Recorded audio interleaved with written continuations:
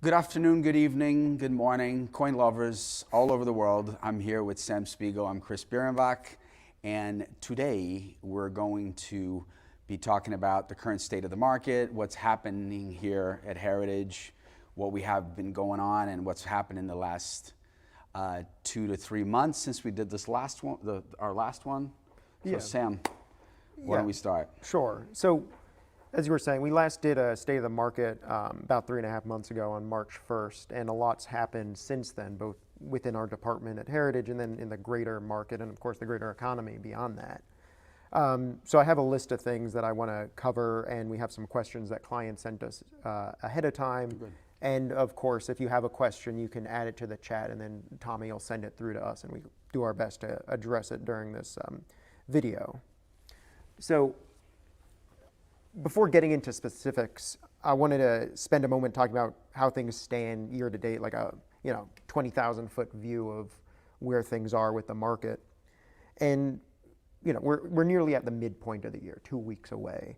And overall, in terms of the World and Ancient Coin department here, we're a little bit behind where we were last year. Which was a record year for us. Yeah. So it's not a bad place to be, No, actually. no. Yeah. Just slightly behind. Last year we did $100 million total turnover, and I'm still very happy with where we are. And I think an important qualification to that statement is a shift that we've been doing with the way we were approaching the market, which is to add more and more showcase auctions to our calendar. So I was looking at the numbers last night and, the schedule from last year versus this year.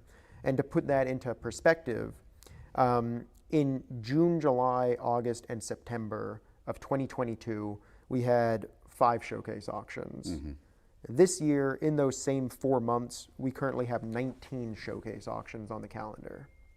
So what that means is that a lot of material that would have otherwise been sold in select or signature auctions are being diverted to these other venues. And in theory, those other venues should solicit additional consignments. And so while we might be a little bit behind where we were last year in total turnover, I think there's a very good chance that we will end up catch up. Yeah. Yeah, and it's so great to see the showcases because it really allows us to focus on specific niches of the market and to address them and to work with them together with consigners of that specific area of the world, instead of having to research through a long catalog, say with thousands of lots with coins all over the world. French collectors now can, for example, when we have one sale that is closing, I think soon. The French auction? Yeah, so just closed. Sunday. Yeah. Just closed on Sunday. Yeah. And so we have these venues that allows us to, in our audience, to focus on their niche of collecting. Mm-hmm. So, and we have, we've had Mexican showcases, Latin America is up on the schedule, sovereign, everything that's narrow in the themes that sort of match what our collectors collect, in addition to, of course, having our traditional venues. Mm-hmm. Although much better curated now that they used to be. When you see a platinum night, what are platinum nights? It really is top lots. The same with signature sales, very mm-hmm. selective. Whereas that's raising the value minimums. That's correct, and the general quality. It's not mm-hmm. only the value minimums, right? We also have, for example, with the modern showcase, mm-hmm. modern coin showcases that are now monthly, that happen on a monthly basis. They used to be quarterly. A lot of that material gets focused into that venue mm-hmm. and out of signature auctions, whereas, a good portion of that sales specifically, we know would have ran in our signature auctions. Yeah. So, I'm very happy with the way it is. It works really well production-wise for us here at Heritage. And I think it works better for collectors out there. Yeah. I take every opportunity I can to remind our cataloging staff how lucky they are that we no longer have 6,000 lot signature auctions. For sure. Like we used no to. Overnighters. Yeah. Yeah, all-nighters. Yeah, now 1,500 lots is a much more manageable size, both for the cataloging staff, but also for bidders. As for the bidding community, exactly. You don't have to, commit several days mm-hmm. And have to wait maybe hundreds of lots for their next lot. It's much more efficient. Of course, even with 1,000 lots, we have a lot of tools that bidders can use to, remind themselves that their lots are coming up, or to do want lists or to create keywords and all these things sort of notified. But yeah, so as you were getting at, we're seeing a lot of growth in the showcase venue, but our primary venue in terms of total turnover remains the signature and platinum session auctions. Yes.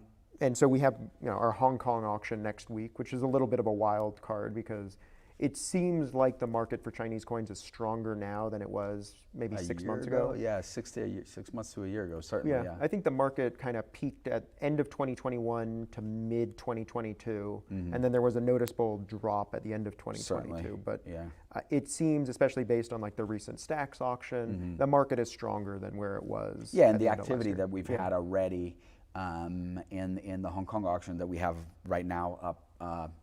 On our website, we see a lot of it's quite a lot of activity.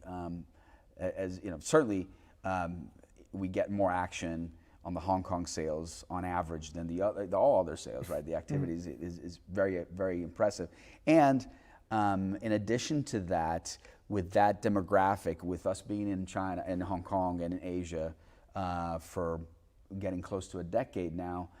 Users are very comfortable with using our Heritage Live bidding system, using live proxy bids, participating directly and live in the auction. Where before, a lot of that activity, of course, was in the prior moments of the auction in the book, and now it seems that demographic is becoming more and more interested in participating live, and also interested in non-Chinese coins, which of course is great. They're crossing over to European coins, ancient coins. Right.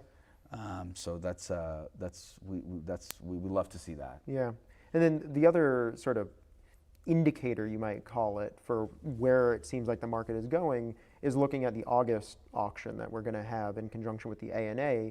Just the early signs of the material that people are sending in. It seems like people are confident in the market, which is why we have so many six-figure coins this early on. Certainly so. I mean, people are very.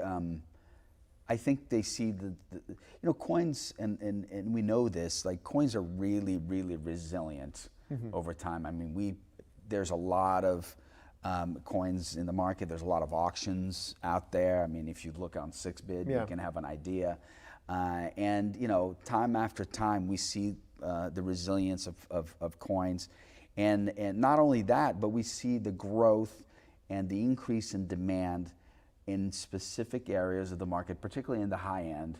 And we don't see that slowdown. I mean, there's variations, but the action that we see and the interest that we see on high-grade type coins, big, we have some examples that we're going to present about the Gothic Crown, for example. And again, talking with our consigners, working with them, with collectors and dealers alike, they are very confident in the market. They're confident in consigning with us. We have. I mean, I don't even know where to start on the highlights for the ANA, but we have some amazing coins from all over the world. And, it's kind of like, I don't know, trading futures or something. We don't know how those lots are going to perform, but I think the fact that so many people seem confident in the market that they want to sell these, highlight coins now is a good indication for where things are going. Yeah. And so, I guess I do need to make a shameless plug that we're still accepting consignments for 2 more weeks to the ANA. Of course. But call Sam, call me, send us an email. Anybody on the team, we're happy to help. But the bottom line is, turnover is a little bit behind where it was last year, but the outlook for the second half of the year looks very, very promising. Yes. And so, I guess we can go into the May Central States auction and look at some examples for sort of the last major event that we had. Because if you watch the last State of the Market video we had in March, we had kind of agreed and concluded that the market's maybe 5 to 10% down from all-time highs. And so we went into Central States with kind of tepid or tempered expectations. That's correct. And then it blew away our expectations. It really did. Mine particularly, maybe I'm getting slightly out of touch with the market because and we played this game with the team every auction. We a few days before the auction, we sort of have a contest to see who can get closest to the final price realized of the auction, the final price realized including all commissions. And I've never been so off as this one. I think I was 25% under, which, I was the 8th on our team or something like this. Yeah. But anyways, it's sort of like I'm happy to be wrong in this case, of course. Exactly. So as a good example for where, the market is, especially on the high end, Tommy, can you pull up the Gothic crown that I sent you a link to? So yeah, perfect. So this is a world record for a Gothic crown. It's an unbelievable price. Yeah. I mean, it's an incredible price for this coin that isn't particularly rare. Now, full disclosure, it is the rarer variety of pure correct. Silver. Yeah. And I was looking around, and I think it's worth noting that the market awareness and distinction for the pure silver versus sterling silver Gothic crowns is a relatively recent phenomenon. It is, indeed, yeah. And so I did some research on Coin Archives the other day to see what the earliest auction record for a Gothic crown described as pure silver, or 999 silver was. And it was June 2015. That was the first mention I could find in an auction catalog. And how much was that result? I think maybe 20,000, something like that. Wow. Must have been really nice. Yeah. Yeah. So, it's a relatively recent thing, but the market is gaining awareness to it, and it's putting a big premium on it, clearly. So this price of 186,000 beyond anything we could have reasonably expected. What was your estimate on it? Just do you remember? It would have been like something like 40 to 60,000. 40 to 60. I would 30 to 50, 40 to 60. Yeah. So I figured. And so pull up the other result that I sent you, the next one. We sold a 65 a year prior in our spring 2022 auction for 102,000. Perfect. So this is a 65, and the one that we sold for 186,000 was a 64. Which is a big difference. Yeah, 64 Collectors cameo, know how big of a step that is from a 4 to a 5. Yeah. And so maybe, the idea that the cameo adds some premium, like some people would prefer 64 cameo over 65. I mean, we sold a 63 cameo in January 2022 for 132,000. And what was it? I found another result from the end of last year. If you can pull up the Coin Archives result I sent you, Tommy, for a 64 Ultra Cameo, which in theory should be the better coin, sold for about 85,000 hammer in a Ginza Coins auction in Japan. Okay. So explain what Cameo is so everybody knows. Yeah, so the cameo and Ultra Cameo, or TCGS calls it Deep Cameo, is a distinction for proof coins that compares it shows the difference in the frosted devices with the reflective fields. The mirror surfaces. Yeah, mirrored surfaces. Yeah. And it's, the more cameo contrast, the more desirable. Highly desirable. Yeah. It's beautiful. It's this, the higher it is in the cameo, essentially the more beautiful it is. Right. So, the bottom line is that if we use the Gothic crown as a bellwether for the market, because it's the sort of thing that comes up, several times a year, even just the pure silver variety. Yeah. I mean, the market seems to be in a very strong place. It's hard to be upset with a world record price like that. Mm-hmm. Why don't we move out of England and go a little back to say one of the best, one of the most iconic coins ever, of course, the Eidmar denarius that we sold. Why don't you talk a little bit about that? Yeah, I mean, no, we couldn't be talking about the May auction if we don't mention the Eidmar denarius, where we sold it for 720,000. So this is, one of the best ancient coins in the world. Coins, you don't have to qualify even as ancient. Yeah, one of the best coins in the world. Yeah. And not just like coin types, but this exact coin being,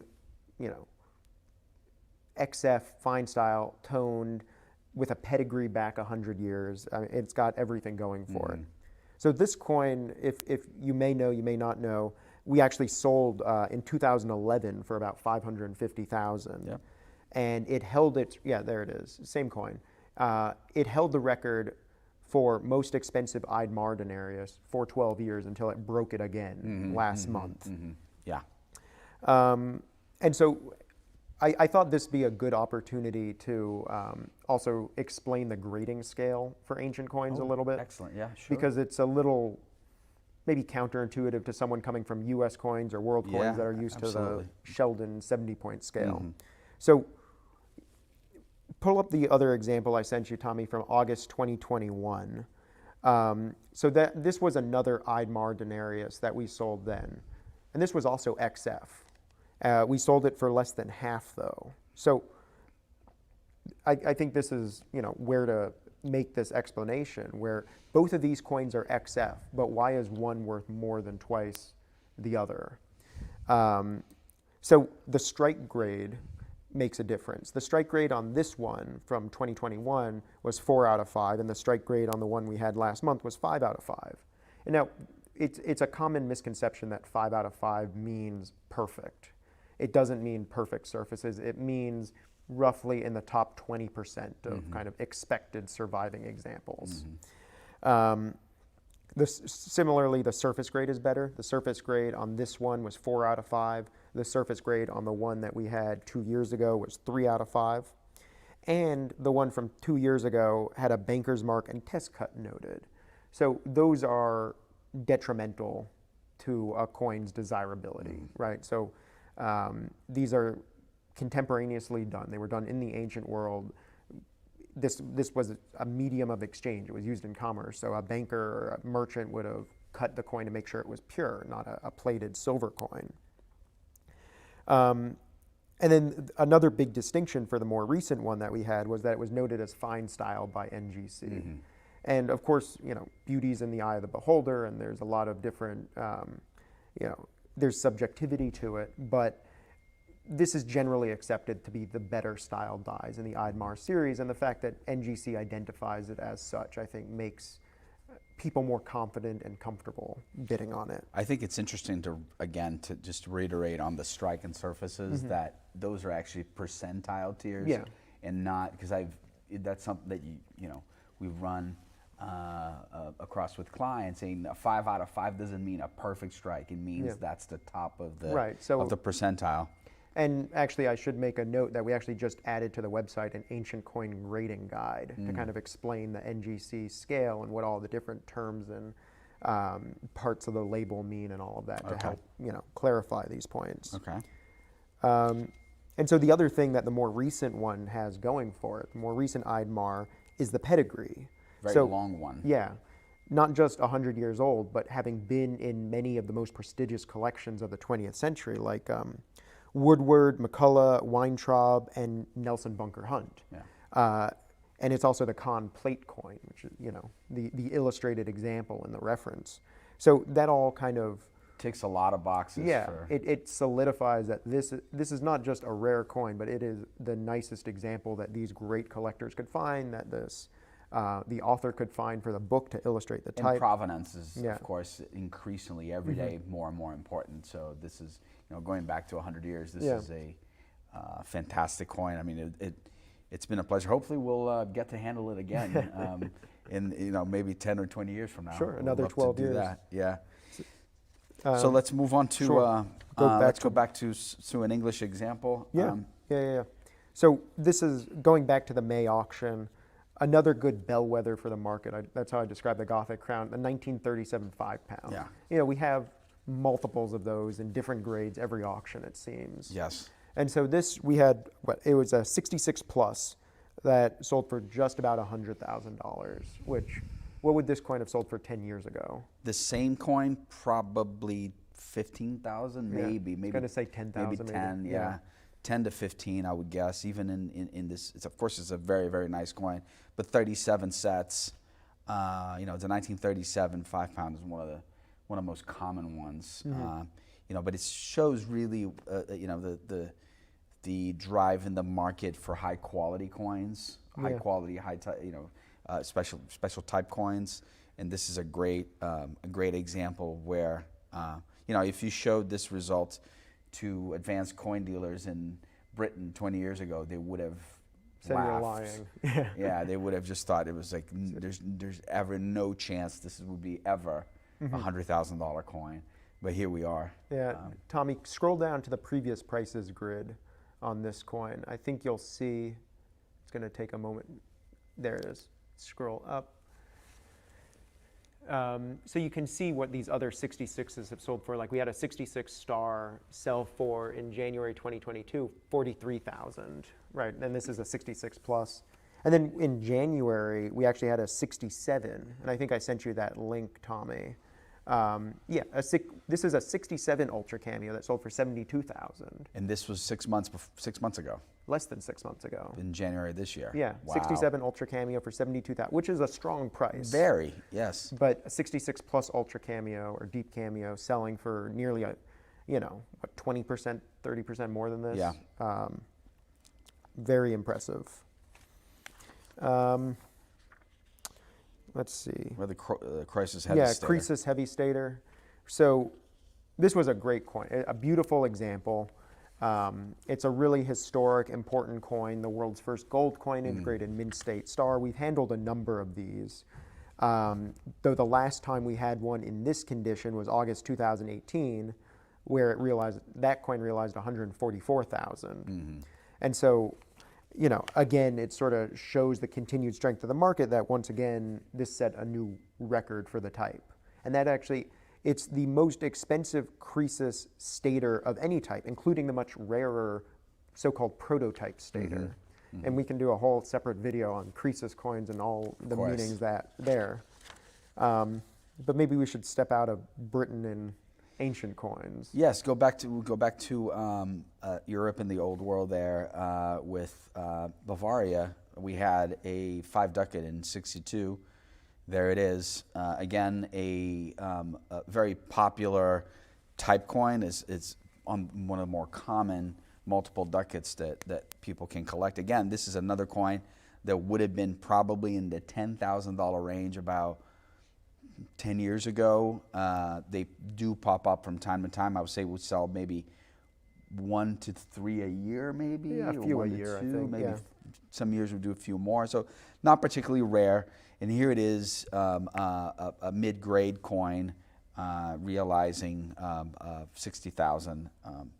As best as we can tell, we believe this is a record value for that grade. Yeah. And about 2 months before there was one in Europe that. Yeah, and I think I sent you is. that there. Yeah, in Kunker, which are good friends in Germany, they had another 62 sell for about 46,000. So a little less than 10% back, which I think goes to show sort of how much the market has changed in kind of a short period of time. Where, just like in March, we were saying, oh, the market's back down a little bit from all-time highs, and kind of had more tempered expectations. Yeah, a couple of years ago, this would have been would have to be a 64 probably to bring this price, or even higher, maybe 64, 65. So you've seen continuing demand for popular coins, high trophy type coins of this, which this one is a good example, as were the other 3 or 4 that we've mentioned. We can look at some more reasonably priced coins, one or two there. Tommy, I sent you a Spain 1897 100 pesetas in 62. So I think you'd agree, it's a nice coin, but it's nothing really special. No. Like just a good kind of collector coin. And if you scroll down, Tommy, to the pop grids on the website, you'll see, there it is. There's 11 in this condition at PCGS, 23 at NGC, and then if you scroll up to the previous prices grid on the page, you'll see that we sell it pretty regularly in 62. Most recently, a year prior, where another 62 realized 38.40, with this one realizing 5,000. So what I think is interesting, and the reason I pulled this example is it kind of shows a clear shift in the market. The highest price was in November 2020, then it trended down, and now it's going back up. And I think it's at an all-time high, or more or less, for a 62. Yeah, I think the coins of this type, and as well as the next one that we're going to show, which is a French 100 franc of 1866, they are certainly being influenced, and there's a lot of sort of increased demand for these generic, slightly numismatic items, and people, there's certainly a drive for big, around 30 to 35 grams, just around an ounce in weight. And we've seen a lot of sort of premiums increase for these type of let's call them semi-numismatic coins. And I think this is a good example. We sold this for 3,600. It's only a 62. Right. It's not particularly anything special condition wise. And you look at, again, Tommy, you can scroll down to the previous price realized, their grid. There's a 62 plus. It's going to pop up there in a little up. Go up a little bit. Yeah, to the results there. Yeah, there you go. So there was a 62 plus actually that realized 32.40 in October of 2021. And if you look even further back a little bit, there's a 63 in 2018 that realized just over 3,100. Yeah. So it's indicative also of this sort of this higher increased demand on the on semi-numismatic gold coins. Right. And there's one more result I want to pull up, because I don't want to give the impression that everything across the board is selling for a premium, right, and like everything selling for record prices, et cetera. I do want to, pull that back a little bit. And I think this is a good example where we talk about semi-numismatic coins. This proof like 100 shilling, it's another, great 20th century type coin, you could call it. If you scroll down to the previous prices grid on this one, Tommy, you'll see that it's more or less at the same level it was in 2017, right? Yeah. So market's not really changed. Yeah, the one thing that's different about this coin that I think it actually speaks to the other two is that this is a smaller denomination. Like the weight of it is not, I think, is closer like 2/3 of an ounce or closer to 21 or 22 grams. I don't remember off the top of my head, but it is something that, because it had more premium before, it sort of kept that premium, whereas the bigger coins, the bigger gold coins, the coins that are in around the 30 gram area, which is 1 ounce, it's the $20 gold pieces, the 100 francs, the Spanish pesetas, the 100 pesetas that you showed before. I mean, all of these, we are seeing an increase in price and sort of, it seemed to be record premiums that we've had for them in those grades. So it's another area of the market that we're paying attention to, and it's certainly worth noting that this is happening. So the bottom line, to sum up the May auction, looking at those results, is it's not totally up, right? Yeah, it's not 2021, right? 2021 during COVID, we saw, and of course coins was, because coins is an old, highly commoditized collectible with the mature market and lots of collectors, et cetera. But we saw a very volatile and essentially a booming of all the markets, all the collectibles that we participate in. Although where coins probably was, on average, the least affected, and now, on the same token, I think we saw corrections. We saw significant corrections, for example, for modern sports cards, and thankfully for us and for coin collectors, we it's much more steady. It's more resilient. Resilient. Just over time, it's a steady growth. You're not gonna, the coins might vary a little bit, and as we saw, it's quite. If you look at the last 10 years, what's happened with British coins, with some type coins, I mean, it's quite intense, but it's more gradual over time than having, from month to month volatility. Right. So not everything is going crazy, not everything is collapsing, but generally things are trending upwards more so than they're trending downwards. Correct. That's how I describe it. So should we talk about showcase auctions? Absolutely, yes. So showcase auctions was just like how they came to be. Yeah, you want to explain the history? Yeah, the history of showcase auctions. I mean, there's something that, years ago we had this idea of, with the platform that we have and the flexibilities that our technology infrastructure provides to the company. This is not particularly new for us because we built this decades ago. We can cater to, initially, we could cater to individual collectors that had built significant collections over time, but they weren't multi-million-dollar collections. Let's say they were in the 100,000 to 500,000. Do you remember the first showcase auctions we had? I don't remember. What remind me? It was February 2014. It was from the Newman collection. That's right. Because we had after New York International. Yeah, we had the Newman signature auction, where the best material from That's the right. world coins, and then all the more modest valued stuff. We had a series of 3 thematic showcase auctions, which launched that category, Yeah. and then of course we extended this to individual collectors. I mean, it's something that, if I am a collector of Brazilian coins, as I am, I would rather have a showcase of my collection and present it thematically, and being able to reach my fellow collectors of that area of the world directly and without sort of any disturbance from other countries.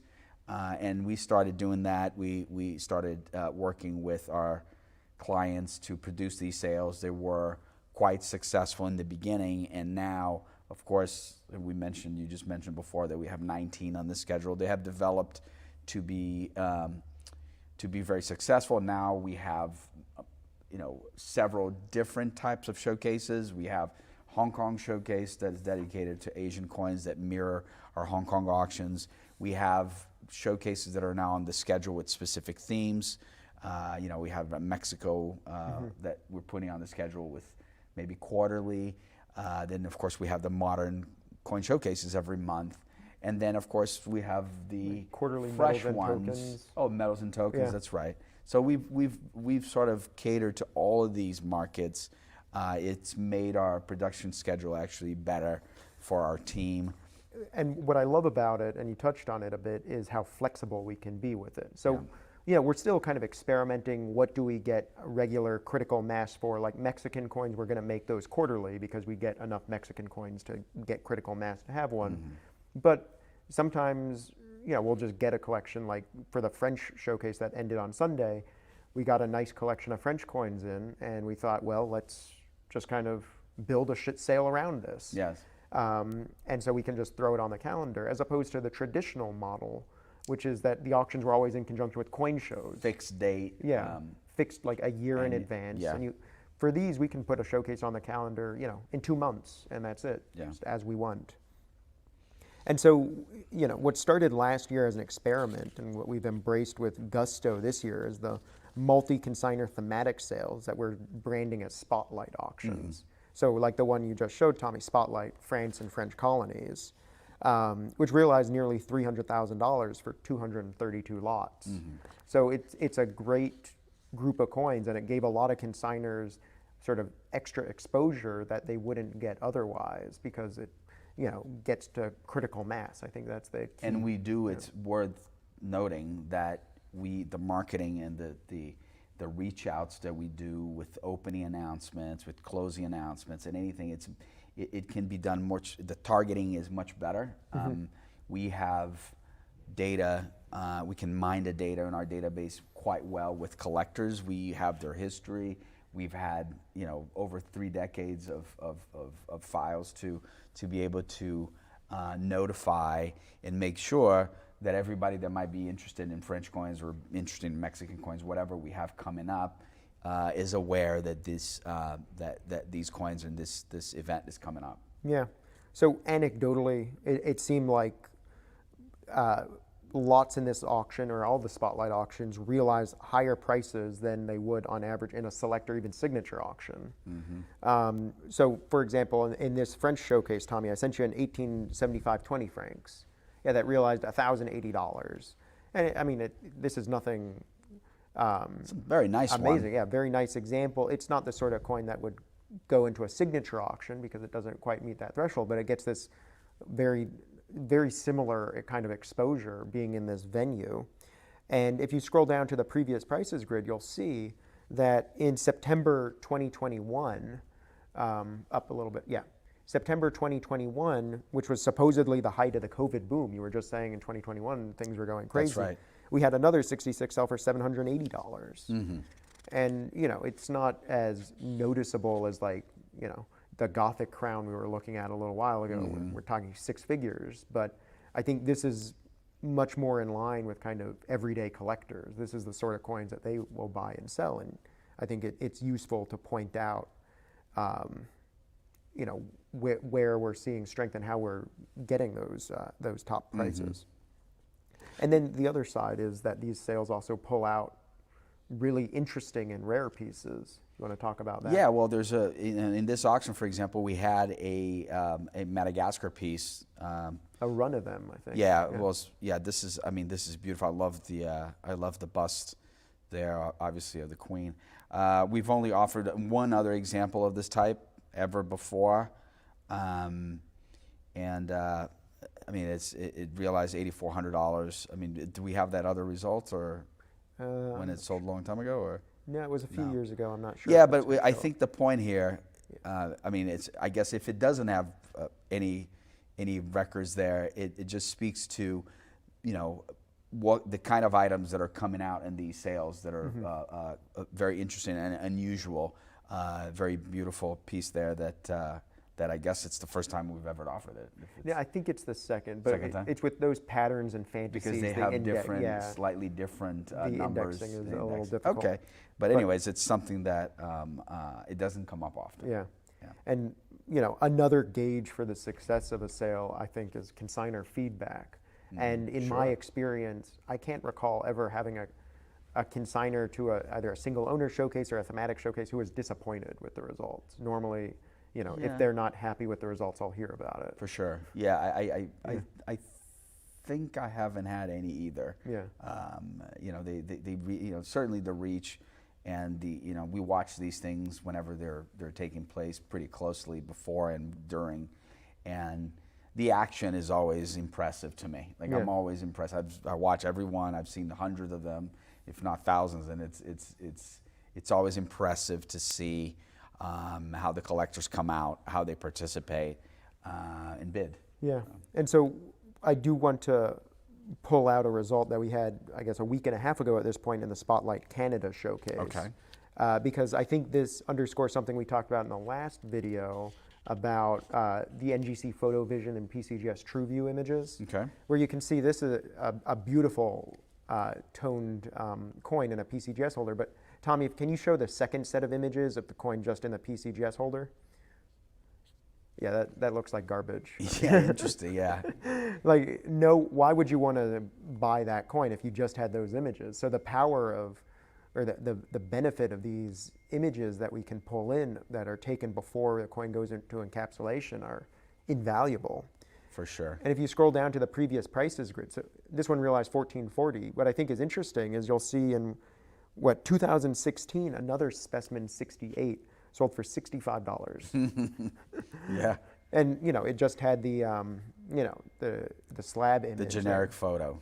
Yeah. And so in terms of, you know, new features we've added to the website in recent years in terms of value add, I think adding the NGC and PCGS images is and the it best. sort of caters to all tastes too, Yeah. because as you've heard the same way, I've heard it over and over again. It's, you know, it's a matter of preference. Some people prefer photos shot like this, some people prefer shots like that, and some people think NGC does the best photographs, some people think PCGS does the best photographs. So we, you know, if we can do some of our own scans and then use theirs to provide that visual information to the bidder, that's of course ideal, and it translates into higher prices realized, which is what you just showed.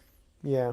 So, you know, we've been running through these showcase auctions quite a bit, and we don't need to, you know, dwell on all the ones we have coming up. But, you know, as There's we were something saying, for everybody. Yeah, we have some sort of fixed quarterly ones like now Mexico or metals and tokens or whatever, but then some one-offs like we're doing shipwreck coins and Islamic dynasties.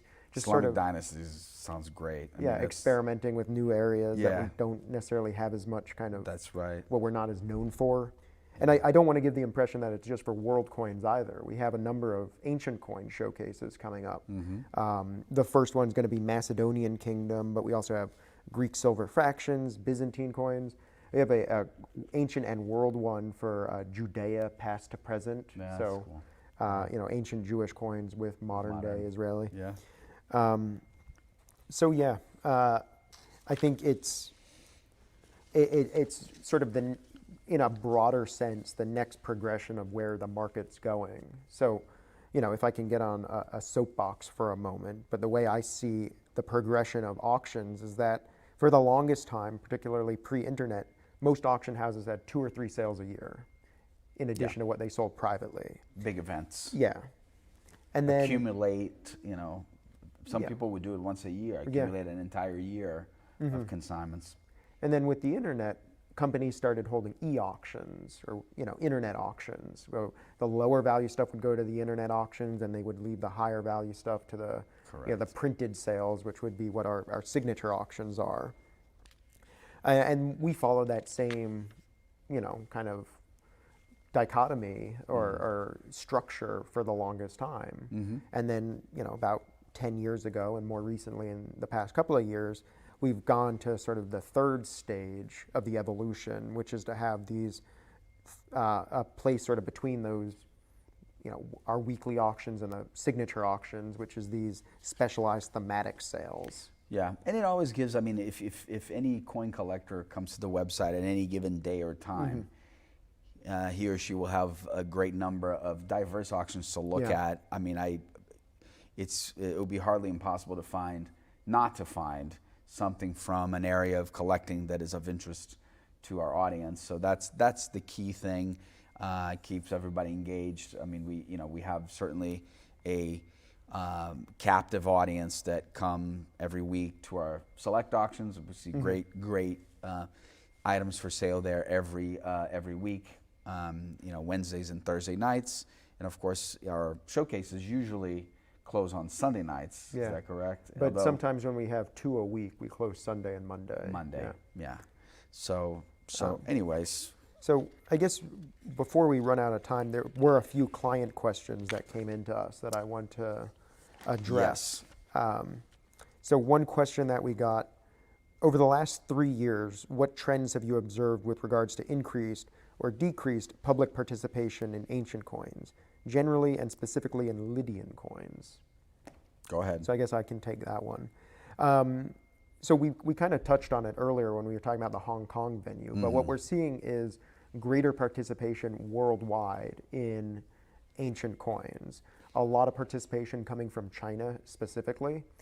Which 10 years ago was non-existent. Yeah, particularly on lower value coins, under 5,000, 10,000. China is one of the most active, areas of the world in our weekly select auctions for ancient coins. And it's not something we would have expected 10 years ago for, Chinese collectors to be collecting this, these coins that aren't necessarily part of their kind of shared heritage. And it's great to see. So I'm seeing more and more collectors coming in, particularly with slabbing. There's a lot of people coming in from U.S. coins or world coins. I just got a call from a U.S. dealer who's been, dealing for 50 years, and he said, "I'm trying to get into ancient coins. How do I get started?" So had a nice chat certainly with him. certification has helped that crossover to bridge that gap, right?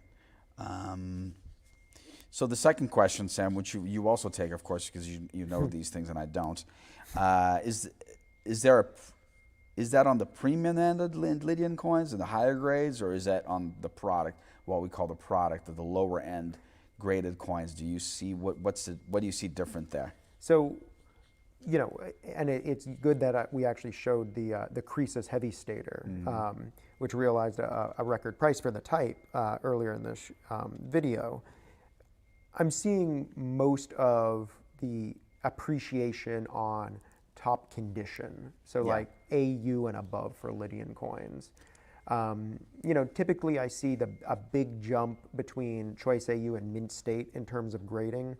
For Lydian coins, because they're so early and they did circulate quite a bit, there's also a pretty significant jump between choice XF and AU. But that's where I'm seeing the biggest premium and sort of where most collectors are coming from. Because this is a popular series not just for ancient coin collectors, but I sort of think of it as an entry point for new collectors from U.S. coins, because it's the world's first bimetallic standard, the first gold and silver coins ever produced. And I think U.S. coin collectors, especially when they come in, they have this focus on top condition, like very, very grade focused. And so that's where we're seeing the most competition, is on that. Which actually is true probably for most areas of the market where you have, including most world coins, when there's certainly a sharp increase in demand on that on those higher grades, particularly mint state grades.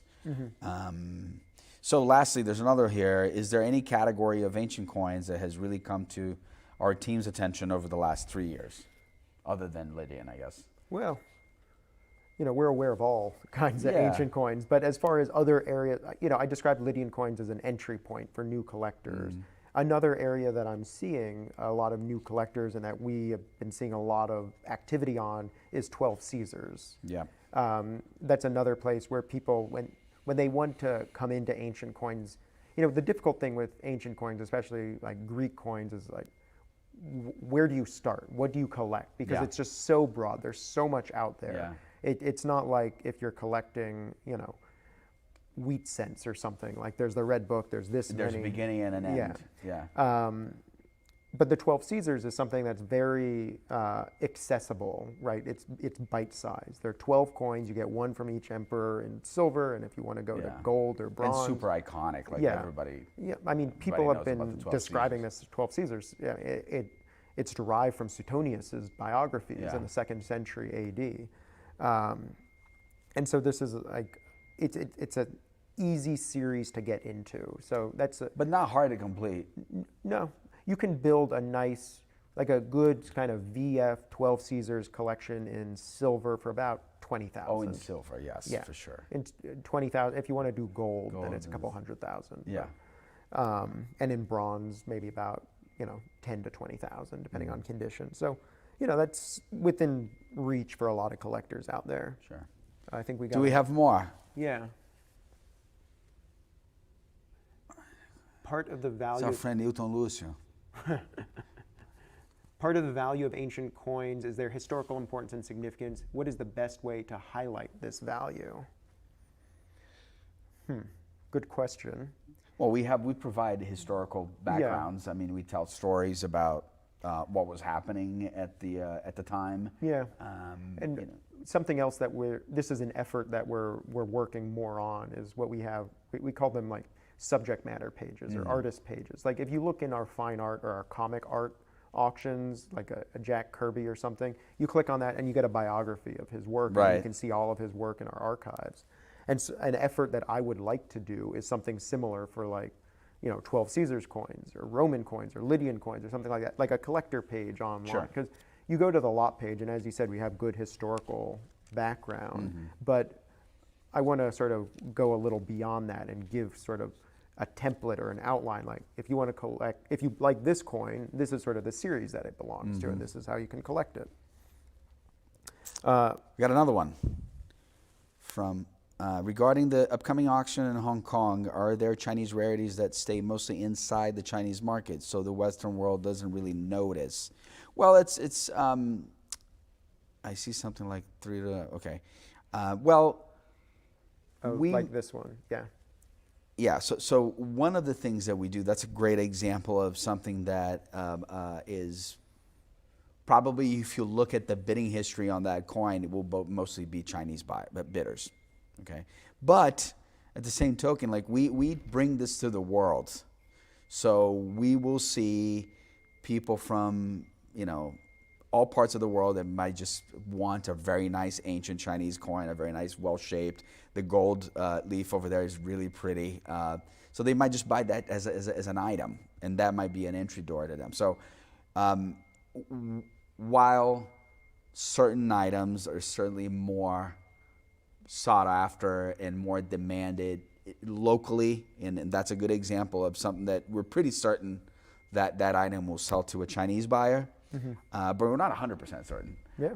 And we try to, of course, cross-market things all the time. We try to bring new areas. Sam mentioned, Byzantine, mentioned some Islamic dynasties. All these things, is to bring interest to crossover buyers. So they might come in and start a new collection or just buy one item that they think is cool. But essentially, that's the answer to that. Of course, with Chinese ancients, you will see the vast majority of bidding coming from China. Tommy, can you pull that lot up again? The one that was, yeah. So the other thing, go to the second set of images on this lot. I think this is also worth pointing out because I was talking about the importance of certification for ancient coins. This is something new, by the way. Yeah, there is certification for Chinese cash and Saisi. This is Gongbo grading, which is the primary grading service that we use right now for these sorts of material. But you know, there's so many fakes and, you know, repaired or imitations, worked, problem items. And so the fact that there's a grading company willing to encapsulate this, NGC, PCGS, they're not going to be grading this sort of material because it is kind of a minefield. Yes. But you get these experts from China that can and will authenticate and guarantee the authenticity and grade it. It makes it much easier for everybody to it opens up the market tremendously. Correct. Yeah.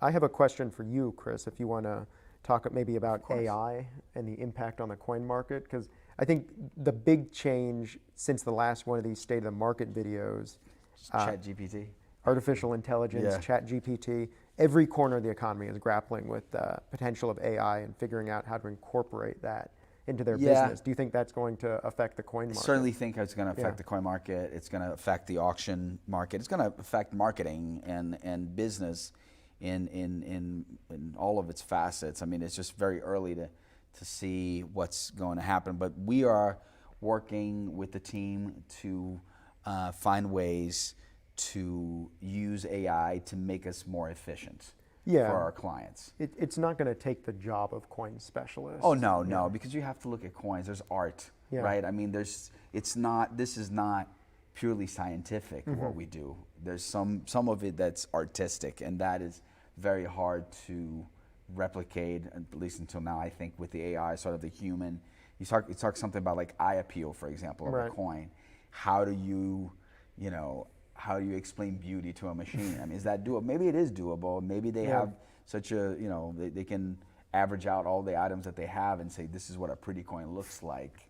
But again, there's a lot of things like marketing copy and research tools that we can use. Like they can, ask for help with style in writing, help with reference. Yeah, what are the references to use for this particular coin? Exactly. I mean, we've tested it about, and we're going to be working with our tech team to see how we can make and use it to make our team again more efficient. Like if they can catalog 50 lots now a day, or how many they can do it, just if they can increase that output so we can serve more clients essentially. I think the conventional wisdom, not just what we're talking about for coins, but for the economy and market overall, is that AI is not going to replace people's jobs, but people who use AI are going to replace the jobs of people who don't use AI. That's correct. Yeah, they're just going to be much more efficient. Yeah.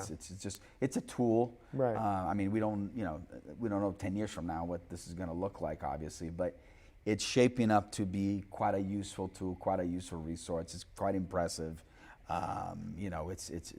It puts out really well design outputs. And I suspect that the grading services are on the forefront of this as well in terms of identifying coins. Yeah. So rather than have someone there and like look up the L&M number for every coin when they're cataloging or grading a Chinese coin, you just put the image in and the AI will tell you what, identify it and tell you what the reference numbers are and what it is. Yeah. So we'll continue to discuss. We're always talking to the team about it and seeing what's how it's going to be of benefit to us and to our audience. So are we coming up to an hour? How are we doing, Tom? Any other questions do we have? Well, should we put our email address up there? Yes. Yeah. So there it is. So if you want to email Sam asks, very easy, at ha.com. Cris B is mine. We're always talking to clients and responding to emails. We're pretty fast responding it. And so if you have any questions, want to consign, want to bid in the auction, whatever it is necessary, we're here for you. Have a good time in the Hong Kong sale. Have a good time in our big platinum night coming up in August, and in all of our coin auctions going on right now, which are quite a few. Yeah. So we'll see you next time. Bye bye.